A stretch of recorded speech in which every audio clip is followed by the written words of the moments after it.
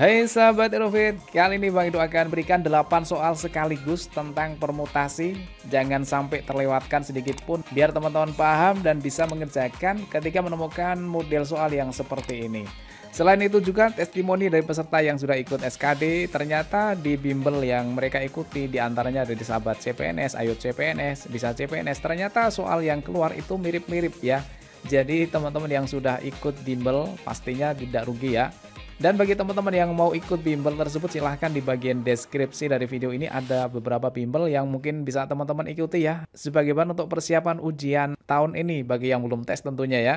Dan bagi yang merasa sudah tes dan belum maksimal maka teman-teman masih ada waktu untuk mempersiapkan di tes yang akan datang. Karena masa aktif di bimbel ini adalah 1 tahun ya. Jadi teman-teman masih bisa berlatih terus sampai 1 tahun ke depan. Sampai teman-teman benar-benar mahir dalam menjawab soal-soal yang ada dari website berbayar untuk persiapan CPNS.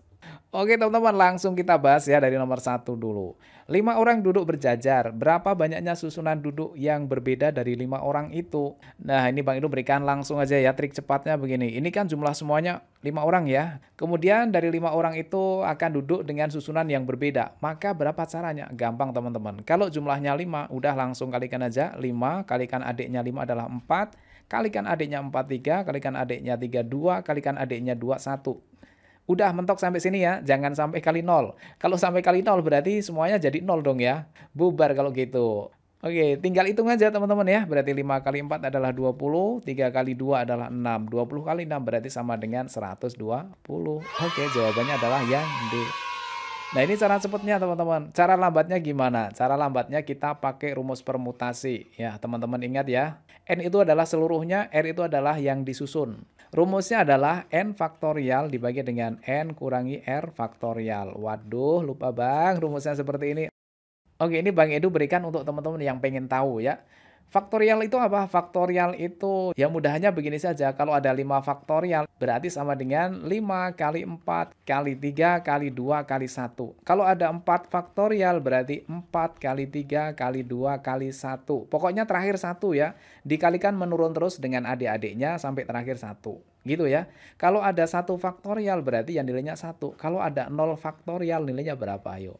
0. Bukan, 0 faktorial nilainya adalah 1. Diingat ya, 0 faktorial nilainya adalah 1.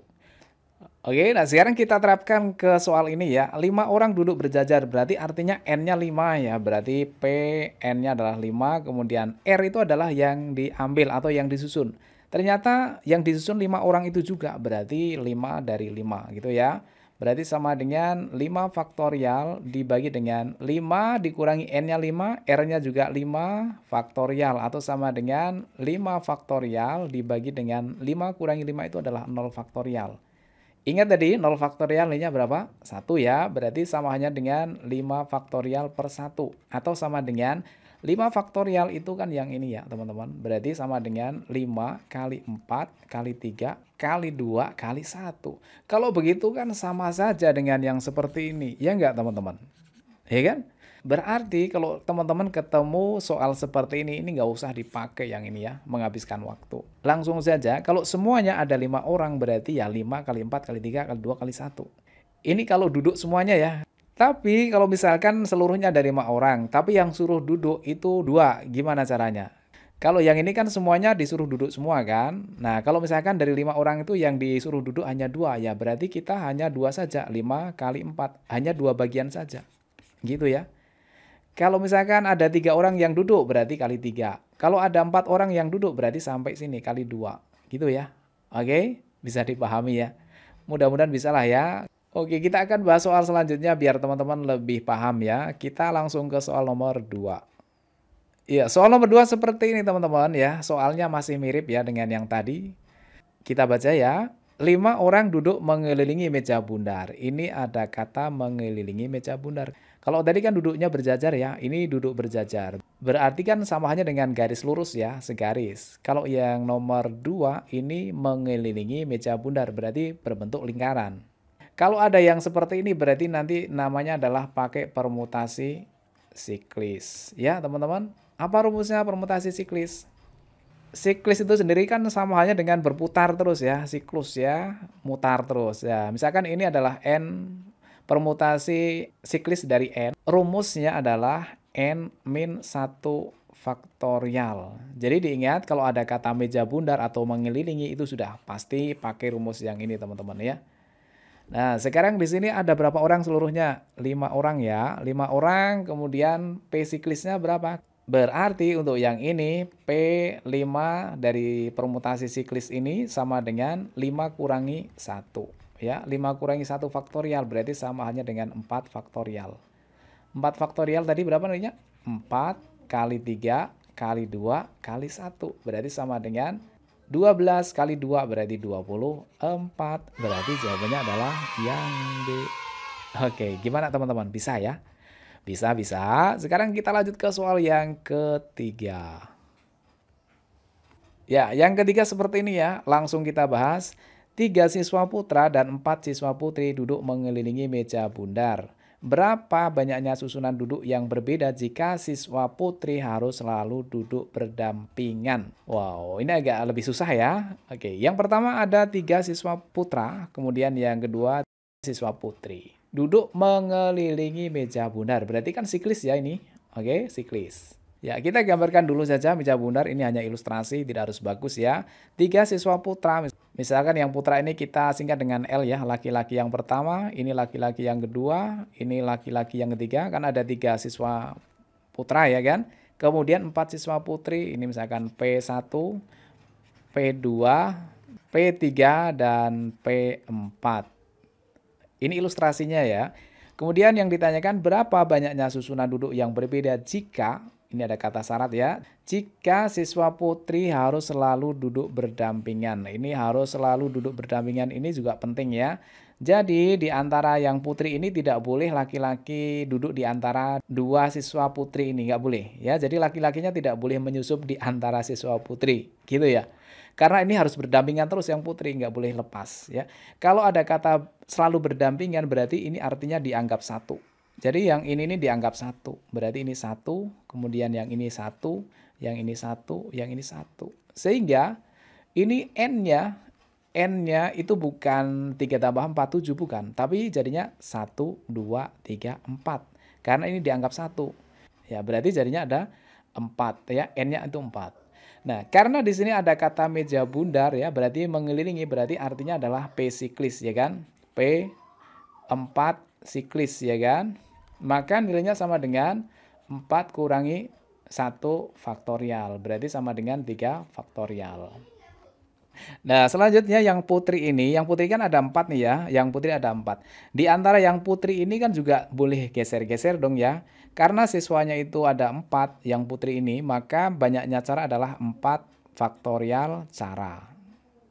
Nah, selanjutnya yang pertama tadi ada 3 faktorial cara, seluruhnya ini, ya kan? Kemudian di antara yang putri sendiri juga ada 4 faktorial cara, maka semua cara ya, semua cara itu berarti tinggal dikalikan, yaitu 3 faktorial dikali dengan 4 faktorial. Sama dengan berapa? 3 faktorial itu berarti 3 kali 2 kali 1. Kemudian dikali dengan 4 faktorial. 4 kali 3 kali 2 kali 1. Tinggal kita hitung ya. Di sini nilainya 6. Di sini nilainya berapa? 4 kali 3, 12 kali 2 berarti 24. 24 kali 6 berarti sama dengan 144. Berarti jawabannya adalah yang C. Oke, sekarang kita lanjut ke soal yang keempat. Ya, soal yang keempat seperti ini teman-teman ya. Oke, langsung kita bahas ya. 5 putra dan 3 putri duduk berderet pada 8 kursi kosong sesuai dengan 8 lembar karcis bioskop yang mereka miliki. Berapa banyak cara untuk duduk yang diperoleh dengan urutan berbeda jika putra dan putri dapat duduk di sembarang kursi? Oke, yang pertama kita ingat di sini ada berderet. Berarti kan tidak melingkar ya. Berderet itu berarti lurus ya. Oke, yang kedua selanjutnya adalah di sini nih. Putra dan putri ini duduknya sembarang. Berarti tidak masalah. Yang penting jumlah seluruhnya saja. Ini kan 5 putra ya. 5 tambah 3 berarti 8. Dan kursinya juga ada 8 kan berarti sudah sesuai ya. Karcisnya juga 8. Berarti artinya di situ N-nya sama dengan 8. Berarti banyak cara seluruhnya ada, karena ini 8 ya, berarti sama dengan soal nomor satu tadi ya, 8 kali 7 kali adiknya, adiknya, adiknya, adiknya, adiknya, adiknya. Nah, tinggal dikalikan semuanya teman-teman ya. 8 kali 7 56, ini 30, yang ini 12, yang ini 2. Ini kalau dikalikan 360, ini kalau dikalikan 720, dikalikan dengan 56, berarti pastinya belakangnya 0. Belakangnya 0 semua ya, berarti nggak masalah. Oke, sekarang kita kalikan ya, 56 kali 720. Ini nolnya nggak masalah ya, nolnya sudah sendirian, kemudian tinggal mengalikan 56 kali 72. Kita gunakan triknya ya, 6 kali 2 itu 12, nyimpen 1, dekat kali dekat, jauh kali jauh. 6 kali 7 42, tambah 10 berarti 52, tambah 1 53. Yang jelas ekornya ini teman-teman, 320. 320 itu ada di sini, berarti jawabannya adalah yang E. Gitu ya. Oke, mudah-mudahan bisa dipahami ya. Yuk lanjut lagi ke soal nomor 5. Oke, soal yang kelima adalah seperti ini, masih sama dengan soal nomor 4 ya. Bedanya di sini ada syarat, yaitu harus duduk berdampingan. Oke, kita baca ya. 5 putra dan 3 putri duduk berderet pada 8 kursi kosong sesuai dengan 8 lembar karcis bioskop yang mereka miliki. Berapa banyak cara untuk duduk yang diperoleh dengan urutan berbeda jika perempuan harus duduk berdampingan? Ini teman-teman ya, ada syaratnya. Perempuan harus duduk berdampingan. Dan di sini ada duduknya adalah berderet ya, bukan melingkar, berarti bukan siklis. Oke, di sini ada 5 putra dan 3 putri. Berarti kita misalkan saja ya, yang putra kita misalkan dengan L, yang putri kita misalkan dengan P ya, laki-laki dan perempuan gitu ya. Karena laki-lakinya ada 5, berarti L1, L2, L3, L4, dan L5. Kemudian putrinya ada 3, berarti P1, P2, P3. Ini kalau misalkan duduk berderet ya seperti ini ya, tidak melingkar tapi satu garis. Oke, kalau misalkan tidak ada syarat perempuan harus duduk berdampingan, berarti jawabannya adalah 8 kali 7 kali 6 dan seterusnya sampai kali 1 ya. Tapi karena di sini ada syarat yaitu perempuan harus duduk berdampingan, berarti ini dianggap 1 ya. Sedangkan laki-lakinya sendiri ada 5, berarti jadinya totalnya ada berapa? 1, 2, 3, 4, 5, 6 ya. Sehingga banyak cara untuk yang pertama yaitu 1, 2, 3, 4, 5, 6 ya. Berarti sama hanya dengan 6 faktorial cara dikali dengan, nah di sini teman-teman. Ini kan yang putri ada 3. Nah di antara mereka bertiga ini kan juga bisa geser-geser ya. Ada berapa cara? Karena jumlahnya ada 3, berarti ada 3 faktorial cara ya.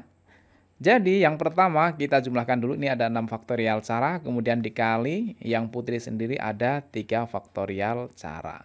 Berarti semua cara tinggal kita kalikan ya, berarti 6 faktorial itu adalah 6 kali 5 kali 4 kali 3 kali 2 kali 1. Yang 3 faktorial berarti sama hanya dengan 3 kali 2 kali 1. Oke, kita hitung ya, di sini nilainya 30. Ini nilainya adalah 12, yang ini nilainya 2, yang ini nilainya 6. 30 kali 12, 360, kalau kali 2 berarti 720, kalau kali 6, ya berarti tinggal dikalikan ya, 720 kali 6. Sama dengan berapa? Ekornya 0 ya. Kemudian 6 kali 2 itu 12, nyimpan 1. 6 kali 7, 42, tambah 1 berarti 43. Oke, berarti jawabannya adalah yang D. Oke, bisa ya teman-teman? Oke, lanjut ke soal yang ke-6. Nah, soal yang ke-6 seperti ini teman-teman. Mau dicoba dulu silahkan. Oke, sudah ketemukah jawabannya? Kita bahas ya. Pengurus organisasi yang terdiri dari ketua, sekretaris, dan bendahara dipilih dari 6 calon. Banyaknya cara yang mungkin untuk memilih susunan pengurus organisasi itu tanpa ada jabatan yang rangkap adalah titik-titik. Mudah aja teman-teman ya. Ini kan 6 ya, berarti 6 kali. Ada berapa posisinya? Ketua, sekretaris, bendahara. Berarti ada 3 ya, berarti kita mengalikan sampai 3 kali. 6 kali adiknya 6 adalah 5, kali adiknya 5 adalah 4. Ini kan sudah 3 kali ya. Oke, berarti sama dengan berapa? 6 kali 5, 30 kali 4 sama dengan 120. Berarti jawabannya adalah yang gitu ya. Oke, sekarang kita lanjut ke soal yang ke-7. Seperti ini teman-teman. Oke, sudah dicoba ya? Kita bahas. Pada meja bundar terdapat 7 kursi dan diduduki oleh 6 orang. A duduk di depan B, C duduk 3 kursi sebelah kanan B, sebelah kanan dan kiri B diisi oleh E dan F. D tidak duduk di dekat E. Kursi mana yang kosong? Untuk yang model seperti ini bukan permutasi ya, tapi ini adalah penalaran analitis biasa. Berarti kalau mau mudah kita buatkan analoginya ya. Ini adalah meja bundar ya. Di sini ada kata meja bundar ya.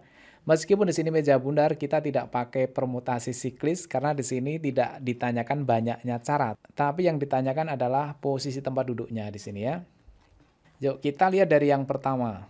Yang disediakan ada 7 kursi. Yang pertama, A duduk di depan B. Misalkan B-nya di sini misalkan ya. Ini adalah kursi yang B. Kemudian berarti A-nya akan di depannya ya. A di depan B berarti ini di sini adalah A. C duduk 3 kursi sebelah kanan B. B-nya di sini, sebelah kanan berarti 1, 2, 3. Ya anggap saja di sini. Ini adalah C. Jadi C adalah 3 kursi, ini jelas kursi, yang ini jelas kursi ya. 3 kursi sebelah kanan B. Kemudian sebelah kanan dan kiri B diisi oleh E dan F. Sebelah kanan, yang di sini ya, sebelah kanan dan kiri B diisi oleh E dan F. Berarti yang kanan adalah E, kemudian kirinya persis adalah F. D tidak duduk di dekat E. Padahal E-nya di sini, berarti D-nya tidak di sini. Berarti di sini nih udah kosong ya. Kalau begitu di sini pasti kosong karena D tidak di sini. Dan entah D-nya itu ada di sini atau di sini kita nggak tahu ya. Yang jelas bukan dekatnya E. Berarti di sini pasti kosong. Maka jawabannya yang mana teman-teman? Ya jawabannya adalah yang C ya kan. Jadi antara C dan E ini adalah kursinya kosong. Tidak ada yang menduduki karena D-nya tidak di dekat E gitu ya. Berarti jawabannya adalah yang C. Sekarang kita kasih PR. Yuk, teman-teman kerjakan ya soal PR-nya seperti ini. Silahkan coba teman-teman kerjakan dan jawabannya ditulis di kolom komentar. Bagi teman-teman yang belum ujian SKD, silahkan teman-teman bisa ikut bimbel online yang ada di bagian deskripsi dari video ini atau nanti kita sematkan di kolom komentar sebagai persiapan untuk ujian SKD tahun ini. Mudah-mudahan teman-teman semuanya lolos CPNS tahun ini. Sampai ketemu di video selanjutnya.